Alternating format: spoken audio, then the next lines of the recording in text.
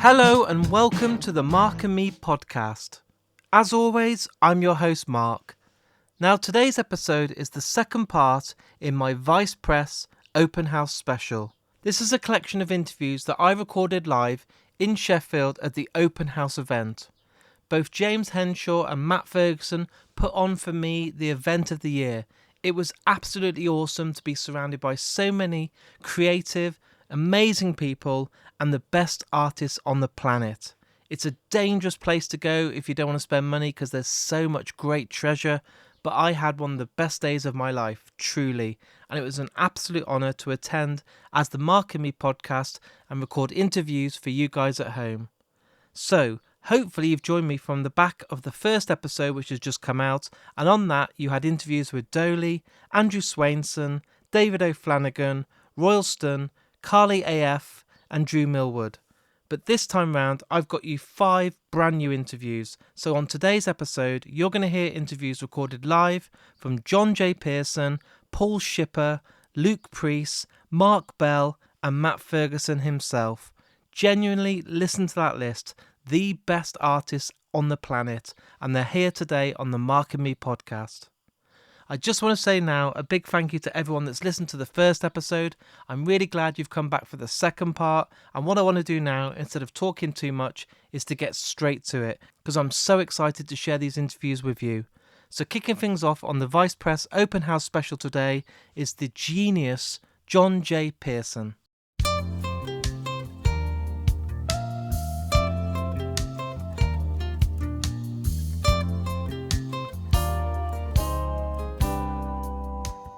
It's now time for another live podcast here at the Open House. So if anyone wants to come down, there's chances to win some prizes and also hear a live podcast.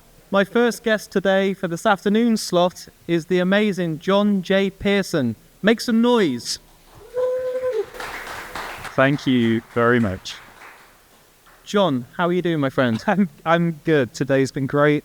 Happy to be back in Sheffield once again for the second Open House event.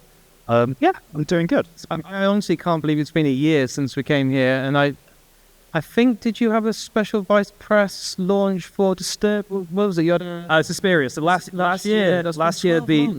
Yeah, I know. Yeah, time flies. But yeah, so last year my Suspiria poster came out at Open House, and then this year they've done the limited VHS version, the screen printed tape, which looks fantastic, and then the variant of it with the Japanese typography, which I'm just ecstatic about. Yeah.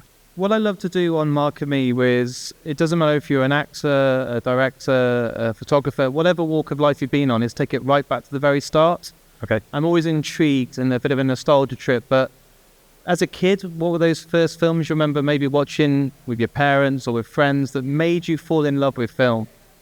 When I was very young, it was the Turtles and Ghostbusters. I'm a child of the 80s. That's the things that I grew up with when I was very young. For more of my current interests, I can remember when I was very young, my parents used to go out on a Friday night to the local working men's club, and they'd let me kind of be on my own. And I can remember watching Channel 4 late at night and watching Texas Chainsaw Massacre when I was about 10. Wow. And just being like amazed, not shocked or terrified, but I'd never seen a film like that in terms of horror, but also because it's just such an abrupt ending. And that's always had a huge effect on me. I think when I was very young, I always liked Ghostbusters for the practical effects and the more horror elements. And that seemed to resonate with me as I was growing up. Weirdly, when the new Ghostbusters film came out recently, I was watching a documentary. There was like in a book and a magazine that had the pictures of the making of the original, and the fact that they built all of the street that Stay Puft walks down. Those sort of attention to detail and those kind of practical effects, they look timeless. They are so good, and I absolutely love seeing all the behind the scenes, but I kind of miss those days when they look so much work went into the shots. No, I agree. I think those you can't fake that realism. No. So I mean, even I loved Ray Harryhausen when I was growing up as well. So the practical effects, the kind of tactile feel of it, even though it was obviously not real. It's like you could feel it because there was that element of believability there. And yeah, you that's something that's lost a lot more now. So yeah, it's something that hopefully I think is creeping back into cinema though now. I know the new Alien film that's coming out is that looks amazing. It looks great. Yeah, it looked great. Yeah, I saw that, and I was very happy with the level of practical effects that seemed to be present there. So fingers crossed, it's good. But so I'm picturing now you're a 10-year-old watching stuff like Texas Chainsaw Massacre.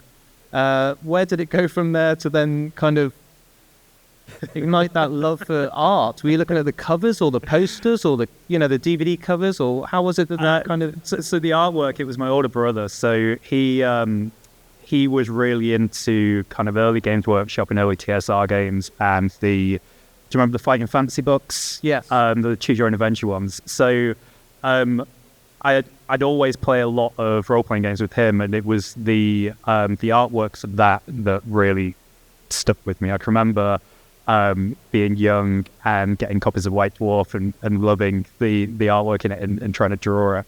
And it kind of went from there, really. I think the visual representation of things that I could imagine and believe in really fueled my creativity.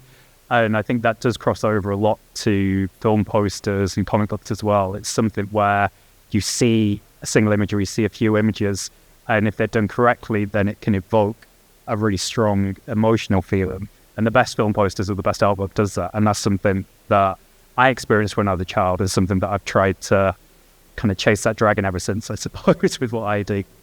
Was it always a case that you only wanted to do artwork? Were you like, I don't want to do a 9 to 5. I want my life to be that I can get up every day and create these pieces of work that mean so much to you? No, quite the opposite. I think when I was younger, I've always loved making art, but I think I was, I never thought it would be a career. And I think a lot of people think that. I think it's something that is always quite elusive.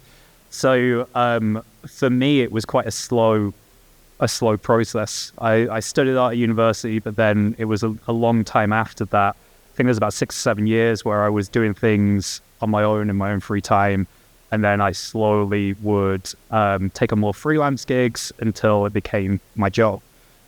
So it was something that I always loved to do, but I think the career in it has always been secondary.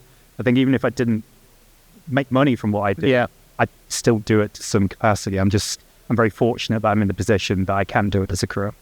Was there a certain piece that you remember that when you did it, it was the turning point where you thought, this is now getting seen by a lot of people, I can feel that there's a change here and people are really starting to, your numbers are going up on Instagram, or there's a certain moment that changed it for you and you really did see a lot more of a kind of audience starting to come your way? There's not so much a single incident. I think it's one of those things that a lot of artists suffer from, is they're never really happy with their artwork.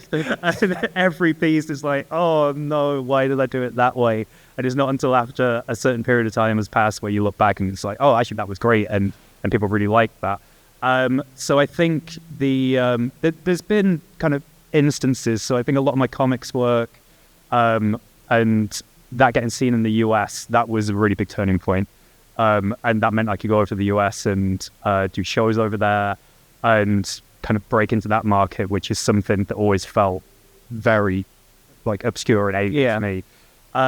But then likewise, doing something like the Suspiria print, that was great because I've always loved Argento, and then knowing that Argento was seeing that and signed off on it, that's validation where somebody that I idolized as a hero said, yeah, this is great. It's like, oh wow, maybe it is. Maybe I should listen to other people once in a while. Is it quite hard to get your head around? I literally just had this conversation on the lunch break that some of your favorite directors or actors have seen your work to give it the approval, and the fact that they've even just took the time to acknowledge your work must be a dream come true. Yeah, it's surreal. Yeah. I think everybody grows up or goes through life thinking that these people, they're not really people, they're these kind of like fictional idols that don't really exist. But to knowing that they looked at something that I've made and and cared about, and hopefully is like that love comes across and they've said, yeah, this is good, then there's no better feeling. It still doesn't really sink in though, I don't think. And I think even more so than that, when you meet those people and they're just normal and you realize they have the same insecurities as we do, they're just down to earth, then that's I think that has a potential to change perspectives quite a lot, like especially my career perspective. I've spoken to a lot of artists today, and something that I'm probably in awe of, but also just it blows my mind to know when you know as the artist when your actual piece of work is finished, when you can actually put that brush down or that pen and know that that is your finished piece, because most people I speak to are perfectionists and can't leave it alone. And do you have a way of either a tight deadline or a strict, is there someone you show your work to that can then say, John, that's enough now, like that's the finished thing? Are you quite strict with the way that you work? It's deadlines, it really is. Yeah. I always work best with deadlines because I think especially my style of working, it's quite painful and it's quite involved. So like I overwork as standard. Work. So having a cut-off point where I can't physically do anything else is perfect. So yeah, it really is deadlines. But I think collaborating is really helpful as well. So whether that be collaborating with writers for comics or collaborating with James and Matt for Poison Vice Press, or kind of other people where they'll have creative feedback to give you, that's really beneficial. So knowing that it has to be done by a certain point, but also knowing it either needs more work or if it's overworked, I think that's the best thing. Because I think whenever you make something and you're seeing it from the start through to completion, you're too close to it. Like you don't know what you've done because you've seen it at every stage. So having somebody with fresh eyes looking at it and then giving you that feedback is what's really important. With some of your work, obviously taking on someone like a legend of John Carpenter, so They Live, something like that. With these kind of movies, they come with iconic posters that will stay with you, The Thing, stuff like Jaws with Spielberg. Were you kind of nervous taking on something like They Live and trying to make it your own piece instead of knowing that the world will always associate those films with the classic posters that come with them? I feel like you can't really get too caught up on that. So something like The Thing, for example, it's iconic, but and I might be wrong about this, but I'm sure like there was a problem and that needed to be done like basically overnight, that poster. Struzan had a few hours literally to do it, and his wife's like, you've got 6 hours, he just rushed it, and it was done. Yeah, so for something like that, it's iconic, but it's either intuitive or completely accidental. So and it's not really that representative of the film, really. No. So I think my perspective is I'll always do something that is representative of how I feel about the property or whatever it is, and kind of my perspective on it, and not try and compare it to something that's already been done, because it's just, that's a recipe for disaster, I think.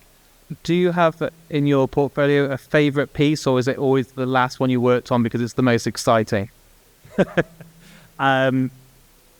I think it's always the last one. No, it's not even the last one. It's the one that I'm going to do next that is always my favorite one. Yeah. My last one is probably always my least favorite one, but like that forces me to think about the next one and consider it more, and then think about how I'm going to approach it next.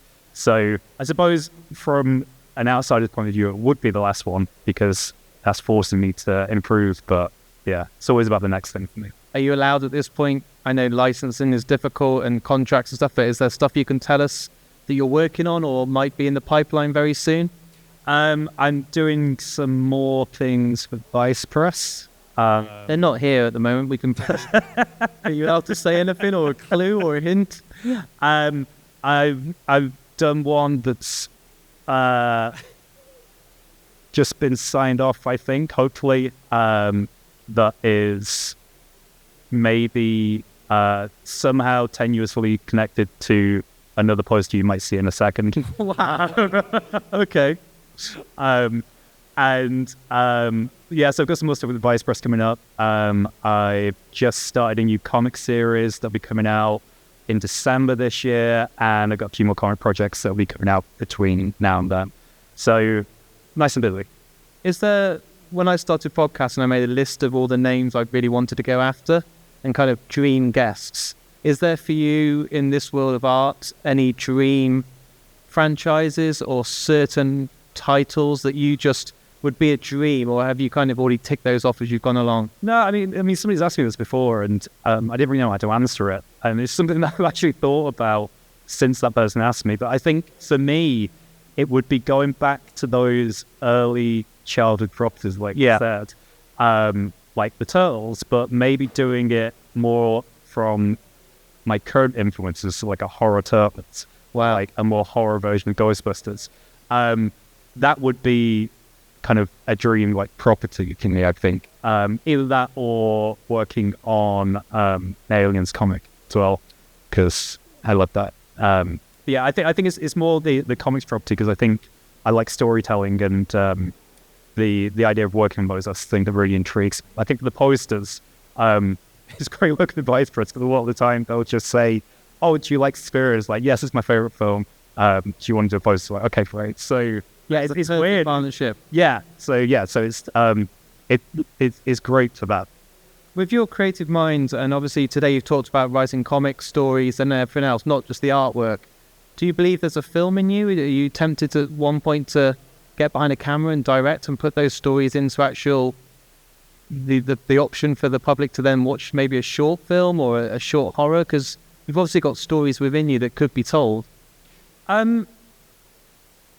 I don't think so, and I think the reason for that is because for me, horror, the best horror is the things that aren't shown. So it's when you complete the picture in your head, because there's nothing more horrific than the things in your own imagination. So like Lovecraft, for example, where these kind of indescribable things, and there's nothing more horrific than what your imagination comes up with. So I think for me, the comic side of things works really well with that, because it lets me be more ambiguous and lets me have those blank spaces that you will fill in, and it be horror, and it be horrific, or it be something that I can't come up with. So it's coming up with those prompts and then letting you kind of complete it. So that's the really interesting thing that I find. I think with film, I love film, and cinema's really influential on how I approach comic books. But I think there's too many moving parts. There's too many different perspectives, and I think I would get frustrated that I can't necessarily get my hands dirty.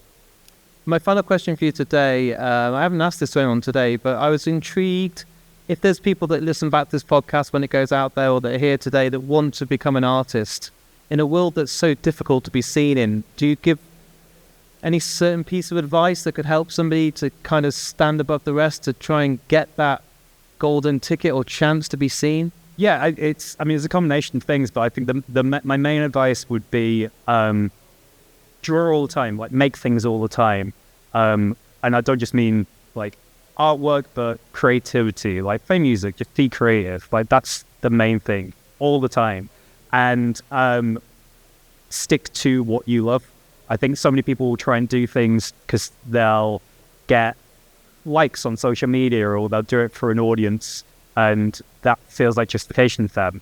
But that will get very boring very quick. So do things that you like, and if you like it, other people will like. Can everyone please make a lot of noise, please, for John J. Pearson? Thank you, Wembley. Thank you. So there's my first interview with the genius John J. Pearson. What an amazing guy. Please go and check out his work. He's an absolute unbelievable talent. His comics, his writing, everything about him. He's a genius, and I love all his work. And please go and check out the Vice Press's release of the VHSs with his artwork, because it's absolutely incredible, especially if you're a fan of Suspiria. Next up, I can't believe I'm saying these words, I'm joined by genuinely one of my favourite artists of all time. I think the man is gifted like nobody else. He really is one of the best out there, and I'm so glad that I get to say he's on today's episode. Now it's time for the incredible Paul Shipper.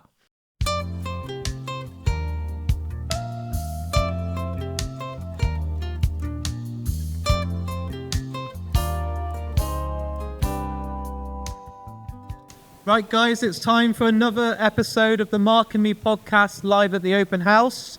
And genuinely, I'm joined by one of my favourite artists. I own a number of Blu-rays, 4K Blu-rays, posters with your artwork on. Genuinely, I adore your work. So I'm here with the amazing Paul Shipper. Paul. Yes. Welcome back to the Mark and Me podcast. You came Thank on a you. few years ago when it was just the voice behind the art. And I think it was That's probably about 3 years ago now. Is that? It feels longer. I know, it's been a long journey, but what I do want to do, and I know I've repeated some of the questions from that episode, but for the people here today, Yeah. is take it right back to the start. So I do want to know, what were those early film memories you have, maybe growing up, of those incredible films that made you fall in love with the cinema? Well, like most of, in my generation anyway, it was video, you know. So anything that was available on video shops, visiting the video shops and choosing what movies you want to watch. It was cinema that sort of came a bit later for me, but the earliest memory I have was probably for the movies, might have been Return of the Jedi. And it was a triple bill of Return of the Jedi, Superman 3, and Octopussy. Wow, what a range. I know. Yeah, it was my friend's birthday, so I would have been 7, and his mum worked at the cinema in Manchester, so we were all hopped on a bus, and we could watch any movie we wanted that day, and we had the whole screen to ourselves. It was like Chaos. amazing. Yeah, no, it was not actually.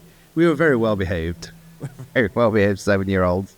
Those foundations for Return of the Jedi are pretty big. Like, it doesn't get much better. Do you remember what followed that? Can you remember, did you go and watch something like, can't think of what else was around that time. Well, I remember my dad took me to see Ghostbusters, took me and my sister to see Ghostbusters, so I would have been about 84. And yeah, I mean, renting videos is probably the main thing. Karate Kid, every time I stayed at my auntie's, like, let's go to the video shop.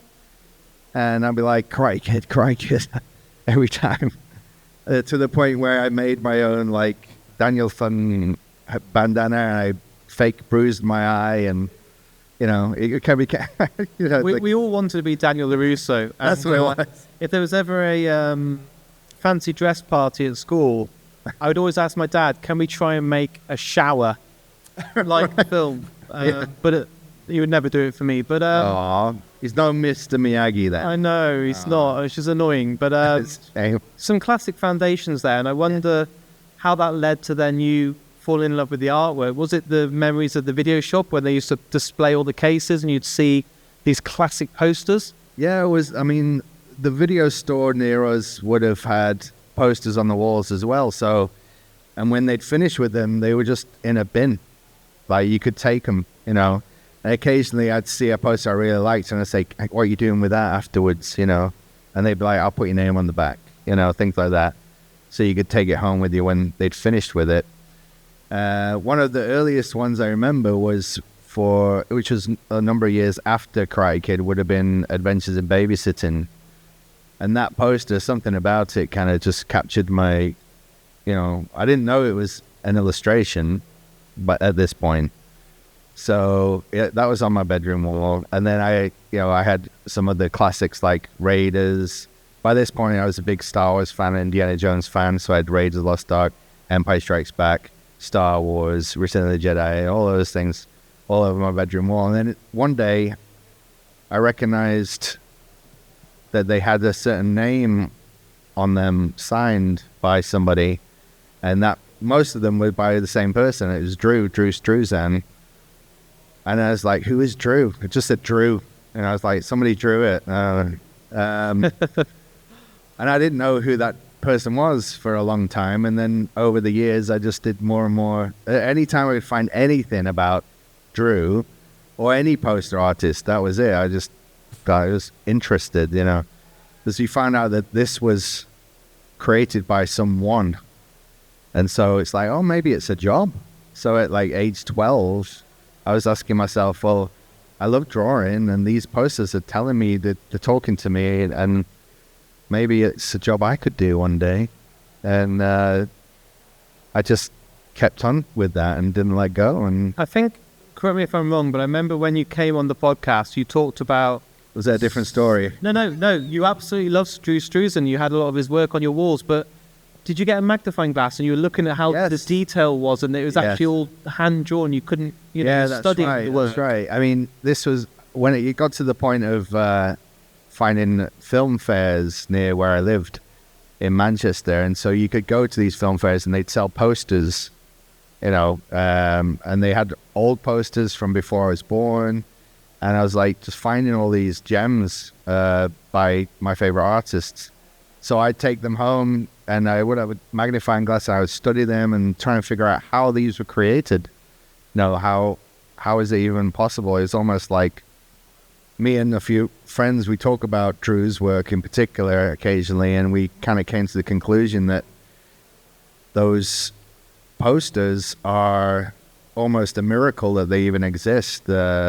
Especially when working in the industry, you see how hard it is and how many people you got to please, and the fact that they came out so well and so wonderfully perfect and just speak to you.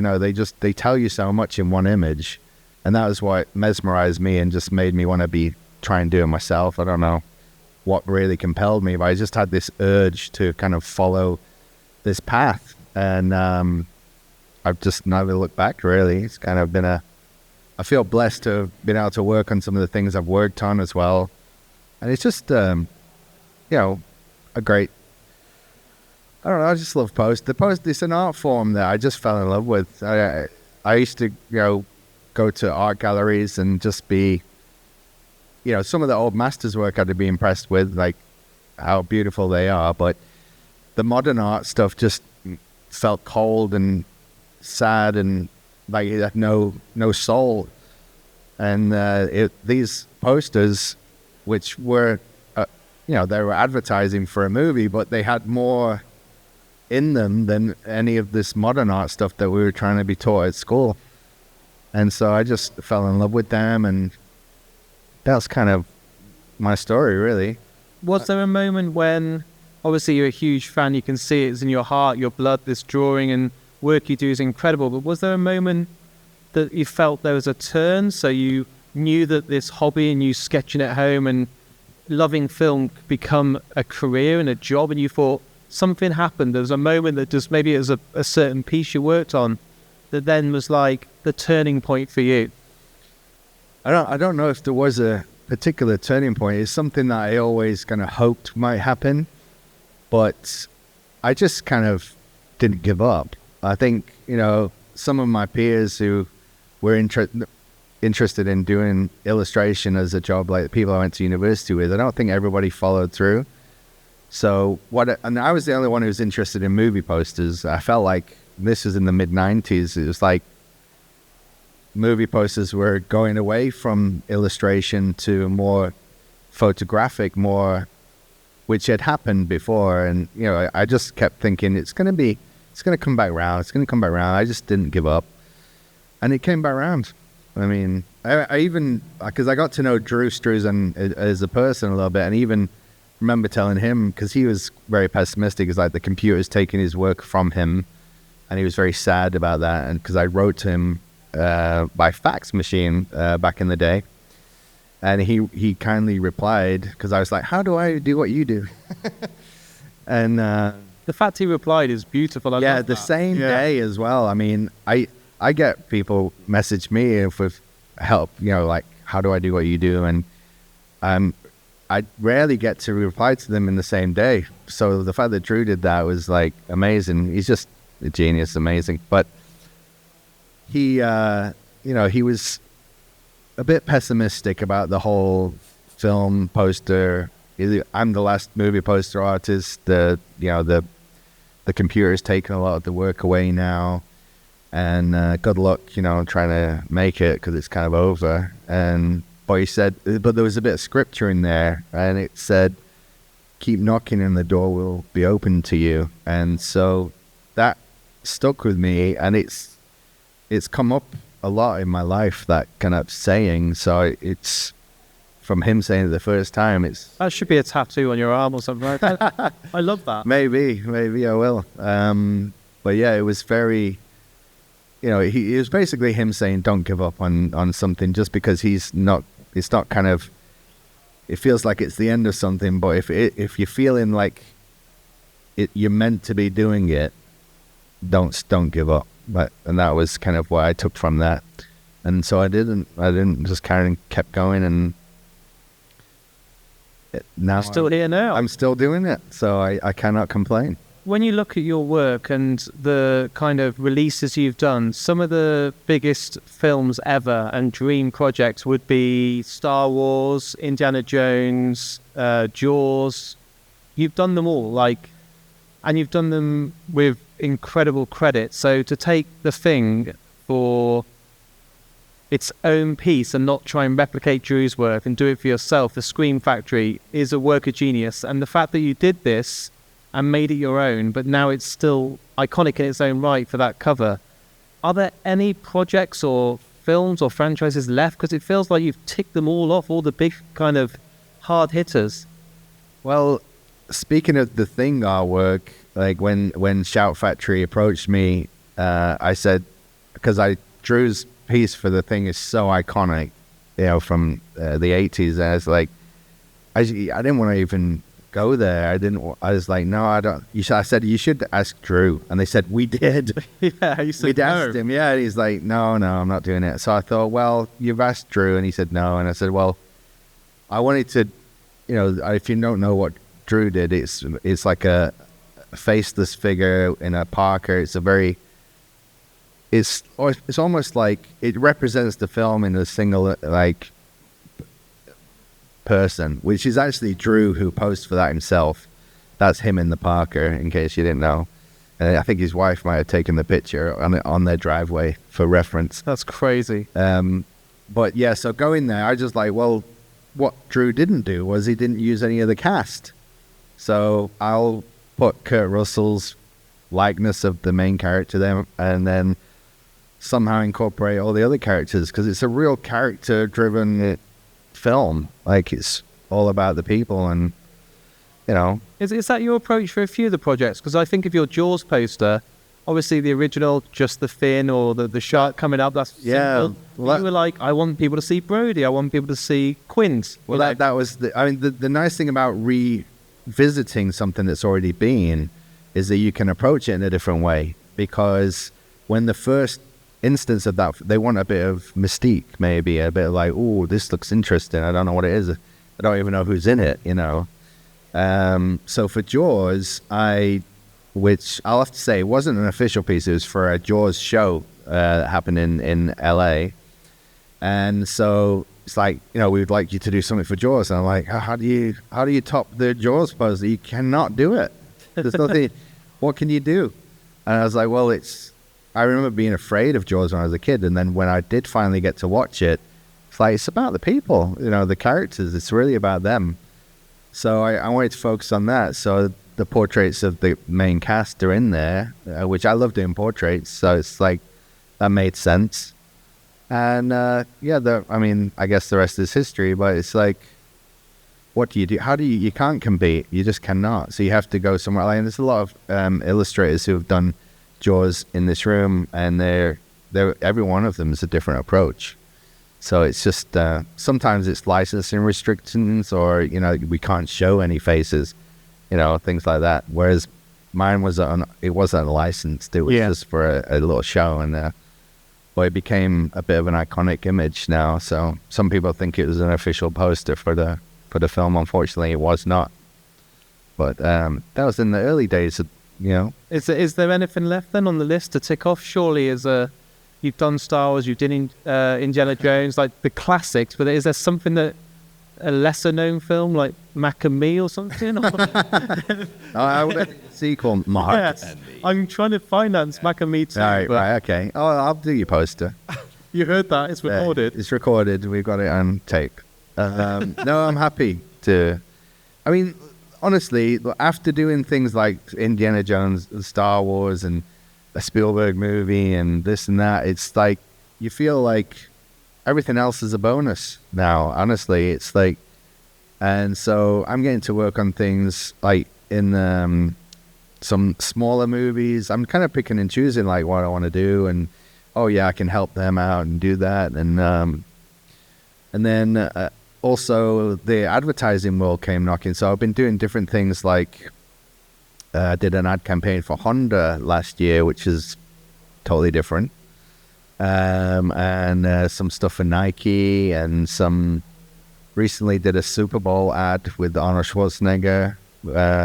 Just Next time we see you, we're just going to Random be kitted thing. out like Wayneswood in Reebok and Nike, and just be like selling sorry, out. am I dropping names? Yeah, Sorry. Nike. Well, Simon Pegg just emailed me the other day, so I did a little piece for him as a gift for his co-star. You know, things like that happen.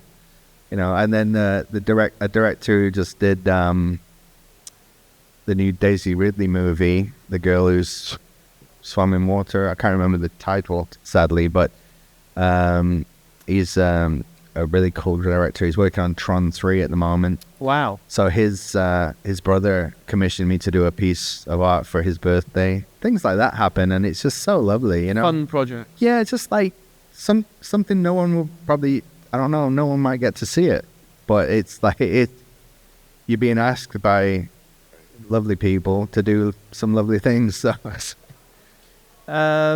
my final question for you today is, I asked this literally just to John J. Pearson. I've only asked it once today, but you've been there, you've done pretty much all the dream projects. There will be people when this podcast goes out that are trying to get into the industry or try and study art at college or university. Is there advice you give them at the moment in the world that is quite difficult to be seen in and to kind of stand above the rest? Because it is social media now with Instagram and stuff. You see it for a minute, it's gone. What advice do you give to people that are really trying to become the next Drew or become the next, the next thing? well, the best advice I'd give to anybody would be to just never give up, because it can be very hard, and there's hard times, and but the people I think that really get through it all, because it's a competitive thing, and there's only so much work that goes around, and so I don't want to put anyone off at all, but it is something that you have to kind of stick with. If you have to kind of believe in it so hard that you don't want to do anything else. And so, at one point, to pay the bills, I was doing all sorts of things. I was websites, logo design. I was a photographer. I was doing wedding photography. I was doing product photography. I was going down to vineyards and in New Zealand, like photographing their products and their vineyards and things, I was doing all sorts of things. But it's all creative things that, I love photography, I love design. But it came to a realization that when I did an illustration, it was a different kind of feeling. It was like this completion in me. I was like, this is what I need to do. So I had to stop everything else. And this was my advice to Matt Ferguson when he was still working at HMV. It was like, you just got to, when you're ready, decide, no, I don't want the day job. I'm going to focus on this. And when you focus on that one thing, just like Curly says, in City Slickers, this one thing. You find that one thing and you just don't stop until you get it. And then when you get it, you don't want to stop. You just want to keep going because it completes you. You feel completed. And that would be my advice to anyone, is just follow your heart, follow those dreams. And if you're true to yourself, generally people see that and they know that it's real. You're not faking it. You're not trying to pretend. It's a real thing. And then people see that and they want to work with you. And it's just the way it kind of went. Once I stopped doing everything else and people realized, that's what he does, they weren't confused anymore. And then work started happening because they could see that's what you do. And people do want to put you in little cubicles. Yeah. Like, that's the guy who... Like, if I just did toilet seats, I drew toilets for a living, or I was like, I had toilets all over my thing. Anytime anyone wanted a picture of a toilet, they'd come to me. So your portfolio speaks volumes about what you can do and what you want to do. So even if I did a job and I wasn't that happy with it, or trying to think of an example. Say I did images of JCBs And it was a great, it was a good job. It was advertising. It was fun. But it's not what I really want to do. I want to do movies, so I'll just show the movie stuff. I don't want, even though that stuff paid me, I just want to do movies, so I'll show movie until it sticks. It's kind of, that's, so advice-wise is follow your dreams, don't give up, and just, if you enjoy it and you love it, just keep going. It will happen. I've really enjoyed today, and I want to do more, so we'll make another Mark and Me happen in the near future. That'll be good. Yeah. And I've just secured the Mac and Me 2 poster deal. Yeah, she did. So I think it's gone Let's shake well. on it. There you go. Thank you. Everyone, give it up for the amazing Paul Shipper. Thank you.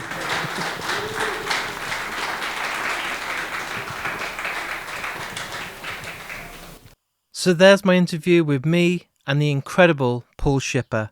I don't want to sound like a fanboy, but I'm a huge fan of his work. He's a lovely guy, so open, so honest, and just so down to earth, and genuinely one of the world's best artists. So it really was a dream come true to meet him face to face and do a live podcast at Vice Press Open House. I don't really need to praise him too much because he really is genuinely a gift. I don't really need to go crazy and keep promoting this guy. He really is just one of the best out there. Please go and check out Paul's work. Invest in some of his incredible designs. I've got a lot of his prints like Jaws, The Thing, Indiana Jones, Star Wars. You'll recognise his work because it's just unbelievable. Thank you, Paul, for coming on. That really was something special. Next up, two brand new guests for Mark and Me. They haven't been on an episode before. Luke Preece and Mark Bell.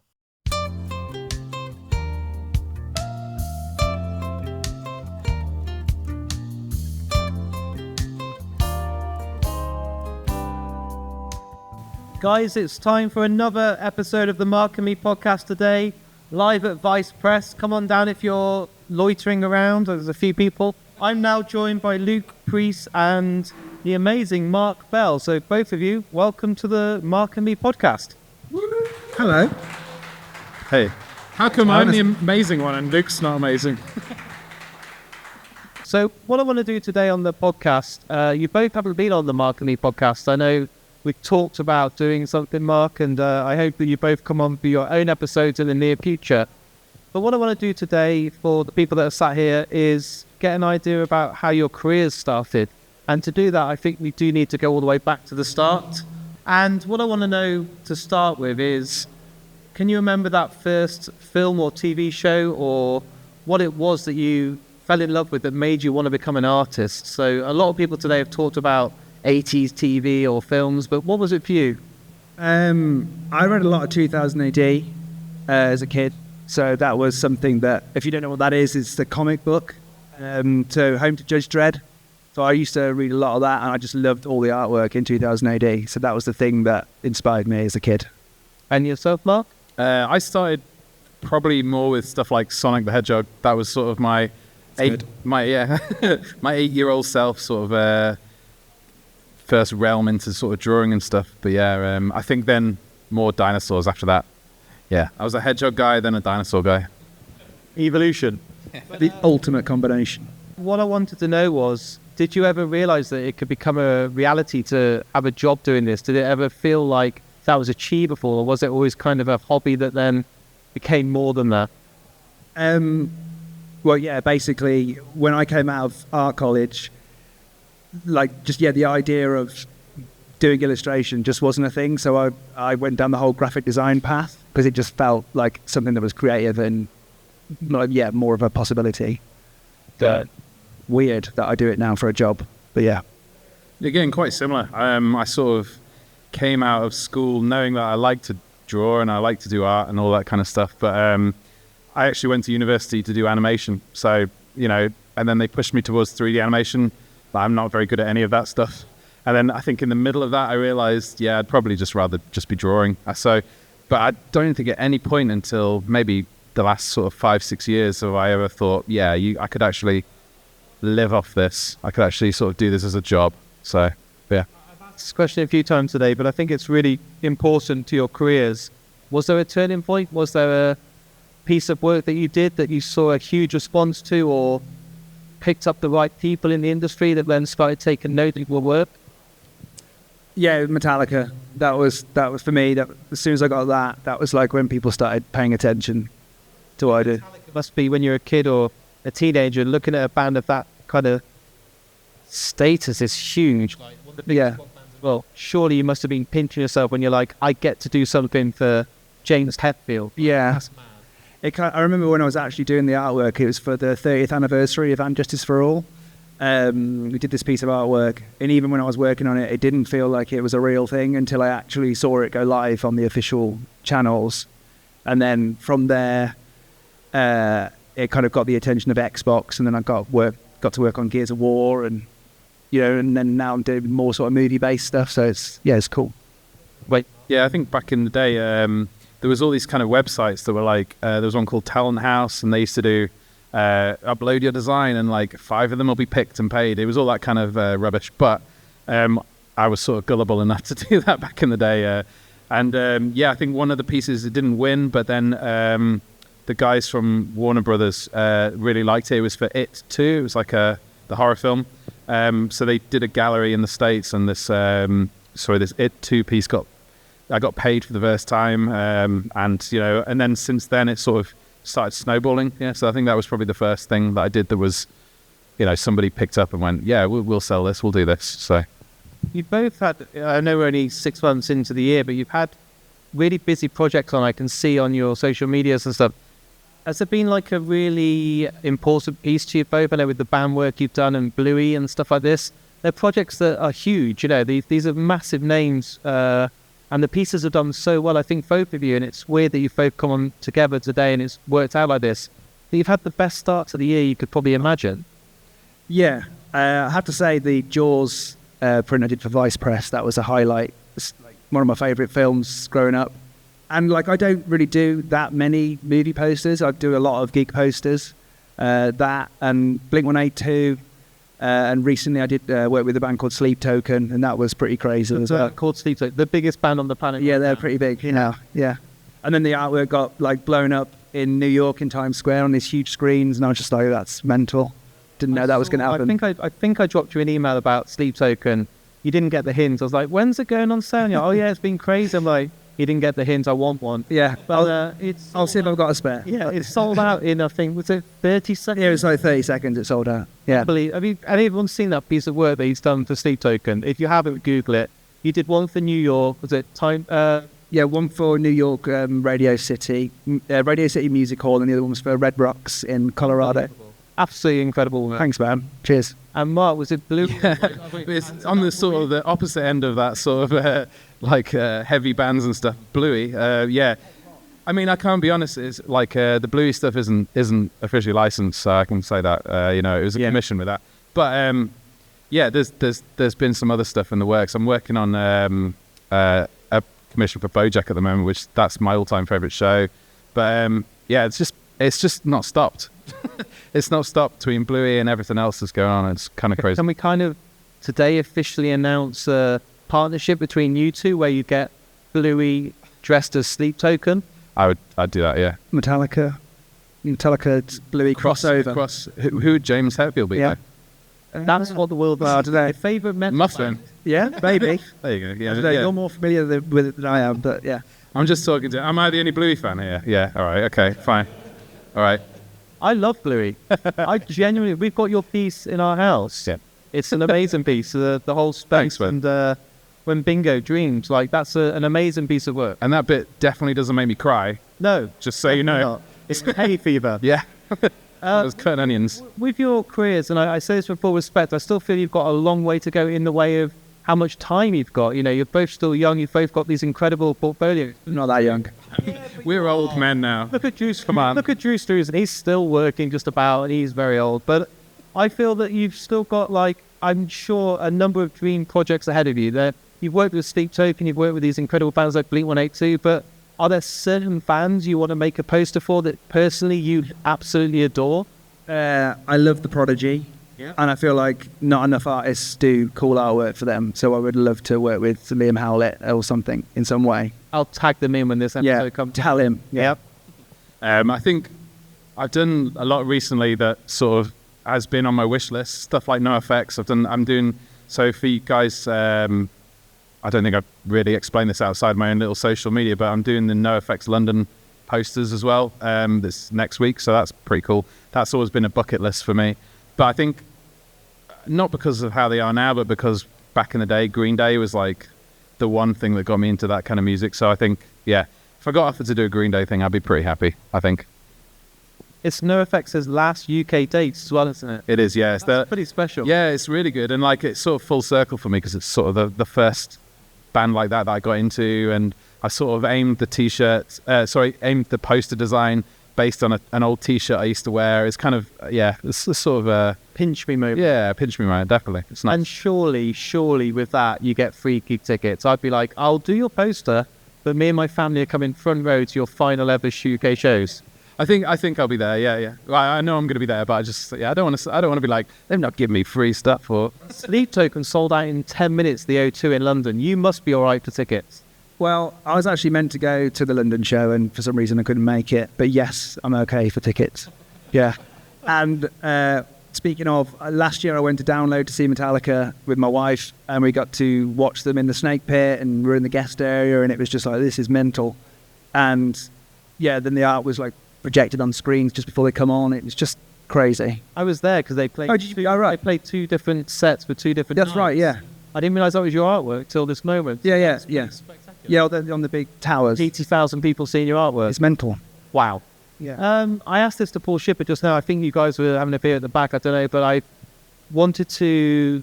Both of you have got such a great, portfolio of work already, but there will be people that listen back to this podcast and they want to get into the industry and they'll dream of working with Vice Press on a partnership or other companies that are available. And I wondered, was there advice that you could give, especially with the careers you've gone down with music and film and TV, that if someone's in there wanting to go to university or study animation, like you said, Mark, just to kind of be seen in a world I think that is so tough to be breaking through in right now? Yeah.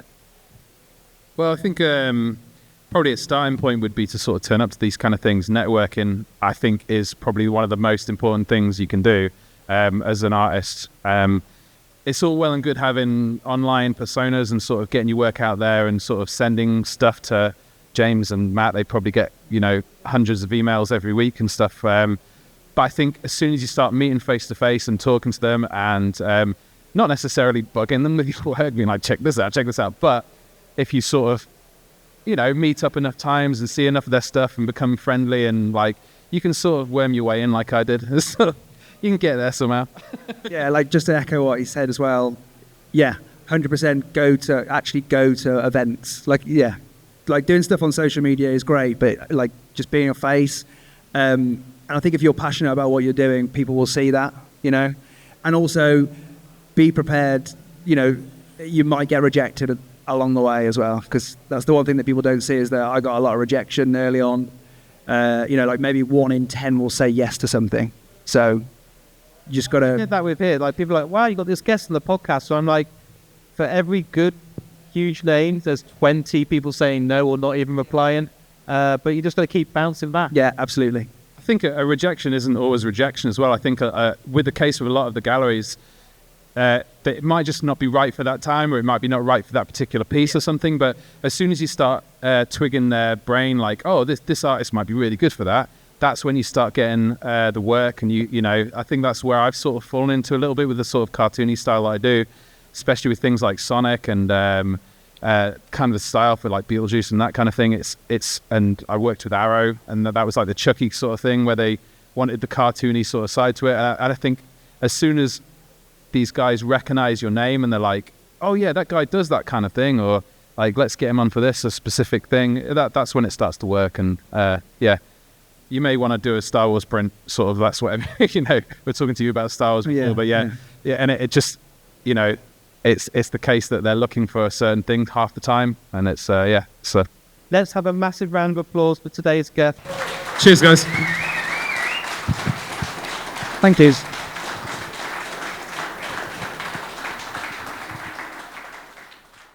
So there's my interview with Luke Preece and Mark Bell, both newcomers on the Mark and Me podcast, but I've been speaking to them since the open house event, and they're both going to come on for dedicated episodes to their work very soon. Luke Preece, you need to see his prints that he's done for the incredible Sleep Token. Bands like Pantera, Metallica, it really is just astonishing work. And Mark Bell, stuff he's done for Arrow like the Child's Play box set, and most recently the private commissions for Bluey. I have one of those on my bedroom wall. It really is just unreal. So I'm so glad they came on, and I can't wait to get them back for more.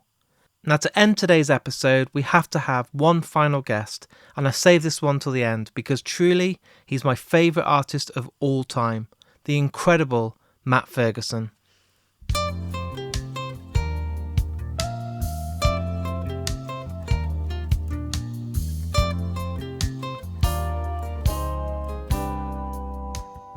Everyone, we're doing one final podcast for today, live at Vice Press Open House. It's the Mark and Me podcast, and my guest is Matt Ferguson.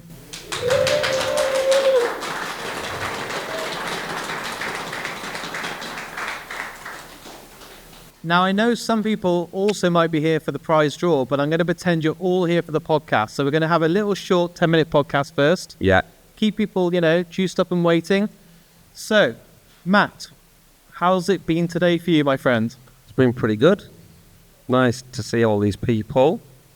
I'm a bit under the weather, You've done very well considering so I'm pilled up. you've been very poorly this week. Yep. Really poorly, actually. And then we had a convention Everyone, at the end of it. Oh, but he still found the strength to be here for everyone. So, Matt, for the people out there today that don't know your backstory, I do want to know, you're an 80s kid like me. Where did it all start for you? Was there a certain film that you fell in love with that made you realise you wanted to become an artist? no. No? Brilliant. Save the best till last. Was there a TV show or... No. So how did it start for you? Like drawing pictures. In HMV? That was before then, Yes. when I was a little child. I liked Okay. drawing pictures as a child. And then I stopped drawing pictures for a long time because I failed at school, which was pretty, disheartening. It's a good job he's good at art. But, I'm not very good at this sort of thing. No, you're really very honestly though, it all kicked off with the Avengers in 2011. That's when it all coalesced, as they say.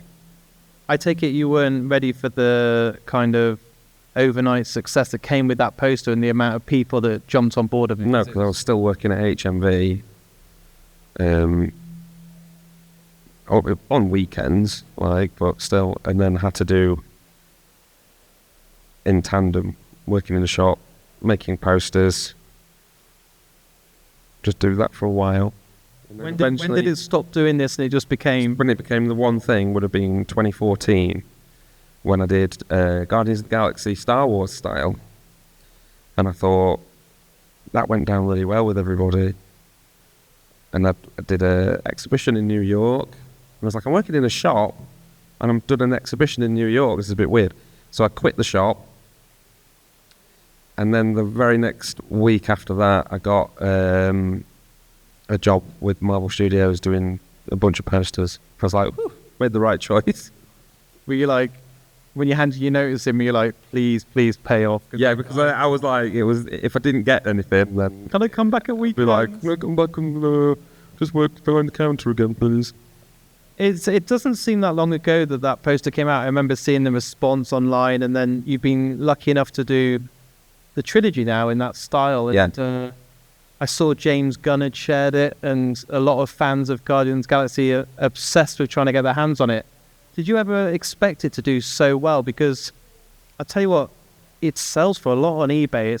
It's a big poster. Yeah, well, there's only 75 of them as well, which helps. It's very rare. And then there's 70 odd within the studio because ended up being done for them. Like James Gunn's got one. Well, no, he's got 4 actually. He took my last 4. His eBay's really good. Yeah. Yeah. To be honest, I had no idea at the time because it was just one of those silly ideas. I remember I was at work and I was like, oh, it's going to be like Star Wars, this movie.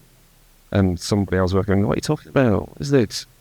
Because for anybody that wasn't into that kind of thing, it's just like a weird looking film with a raccoon. And so then I said, well, if I make it like a Star Wars poster, then that'll tell people that this is the Marvel Star Wars.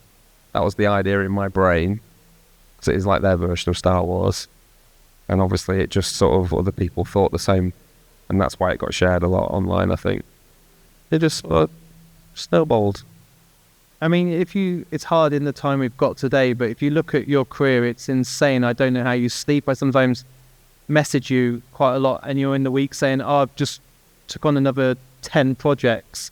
And I'm like, Matt, you literally were telling me the other day you want to try and take it easy. I can't say no to cool stuff. It's like Transformers. I'm not going to say no to it. I like robots. So they go, do you want to do Transformers poster? I'm like, yeah. And then someone the next day will go, oh, well, Star Trek. I'm like, yeah, I like Star Trek. I'll do that. What about Alien? Yeah, I'll do that. But you've done Star Wars, you've done Indiana Jones, you've done The Thing, which is one of my favourite posters ever. There isn't much left on that list, surely. You've done, your personal love is Star Trek, and now you're doing the full motion picture. So what is left for you that you haven't done? I know, I've done most of it, I think. You've done it all. Ghostbusters is one, because James really wants to do Ghostbusters, who I run Vice Press with. I've not done Ghostbusters. The original. Recently, the Frozen one, I thought you should have done that. The official I spoke poster. to them about that. Nothing happened? Yeah. So is there a dream project you still want to complete? There must be something else. I'm going to rack my brains for a second. Is there nothing apart from Ghostbusters? Is that the kind of... That's just one that comes to mind because we've tried. Yeah. And I've tried to do Ghostbusters and I've sort of actively gone after it. I like doing anniversary posters. I don't know if people know that. So I like do the 40th anniversary of this and that. I got to do Flash Gordon, a bunch of Star Wars ones, some Star Trek ones now. So Jaws is 50 next year? Yeah. Jaws 50th. I'd like to do that and do a better poster than the original one. Yeah. What, of your own? Do you not like your own one you did? Or? No, just the Roger Castell, the original Jaws poster. Most iconic poster. Yeah, I'll do better than that. For my own personal collection, is there any more John Carpenter stuff you still want to do? Because I like that I've got The Thing. I like that I've got your Zabby steel books. Yeah.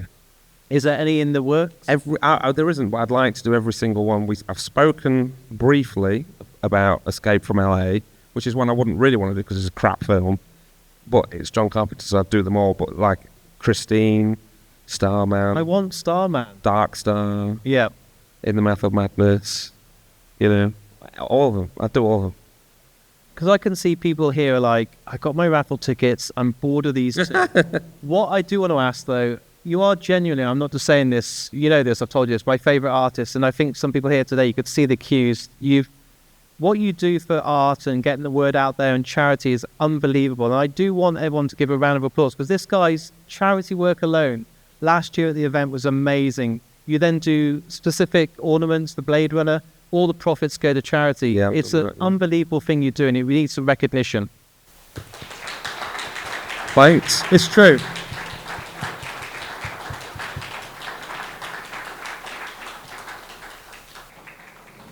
So Matt, that brings us to the end. Yeah.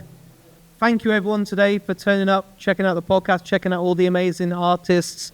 I said earlier, and I mean this, I think it's some of the world's, not even the country's best artists in here today. It's amazing to see people spending their money and supporting these incredible people. Matt? I just want to say thanks for everyone that's come here. I recognise some faces. I don't know anybody's names, apart from Gary there. Shout out to Gary.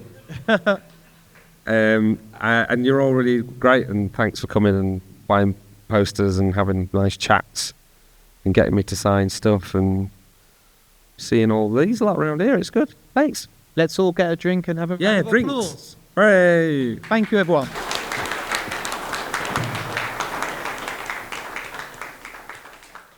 So that brings us to the end of this open house Vice Press special.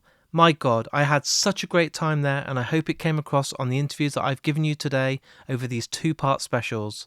I wanted to end, like I said, with Matt Ferguson, my favourite artist of all time. I can't believe the amount of work he's already done, and it just blows my mind that he's still got a huge career ahead of him. He does stuff like Star Wars, Star Trek, Mad Max, Jaws, The Thing, and he always nails it. Whenever I think, how's he going to pull something original out for this film that's been done time and time again, he completely knocks it out the park. It just blows my mind time and time again. I also want to say a massive thanks to all of the artists for coming on the episodes today. Not only did they come along and do these podcasts live at Open House, they all brought some incredible prizes that we gave away on the day, and it was so good to see so many fans of these people's work winning some incredible limited edition prints. But not only that, if you've missed out on any of the exclusive prints that were available at Vice Press, you don't need to worry. They're on sale on vicepress.com, so go and check them out and buy something very special. Also, if you've enjoyed today's episode, I said this on the first part, please share it. It costs nothing to do. You literally can go on markandme.com, find these episodes on Facebook, Twitter and Instagram, and share it. It's not for my own benefit. I want these artists that have been on these specials to be seen. I want more people to go and buy their work, support them, and seeing them growing and getting bigger and better because they fully deserve it. And just before I go, if you're new to Mark and Me and have only just discovered it because of this Vice Press event, there are over 350 interviews waiting for you, all on Spotify, Apple Podcasts, Amazon Music, and they're all free, and there's different people from all different walks of life. I'm talking actors, directors, bands, you name it, there's something for everyone. Now, thanks again for listening. Again, thanks to Matt and James from Vice Press for making this happen, and I'll speak to you all very soon.